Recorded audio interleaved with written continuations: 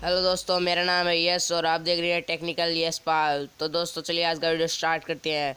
दोस्तों आज मैं हवाई Y9 की अनबॉक्सिंग करने वाला हूं, तो हमारे चैनल को लाइक एंड सब्सक्राइब कर दीजिए।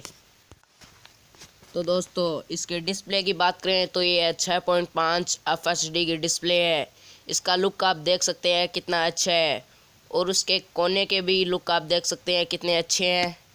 3D RAC डिज़ाइन के हैं।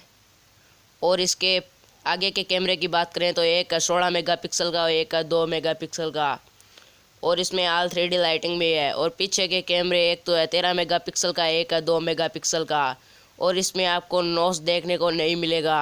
और दोस्तों इसके रैम की बात करें तो इसमें रैम है 4 GB का, और इसमें इंटरनल स्टोरेज है 64 GB का। और दोस्तों ये आपको 1 घंटे में फुल चार्जर कर देगा, और इसकी बैटरी है 4000 mAh की। तो दोस्तों इसमें आप देख सकते हैं ये इंडिया में 10 जनवरी 2019 को लॉन्च होगा। इसकी प्राइस होगी 17,000 रुपये।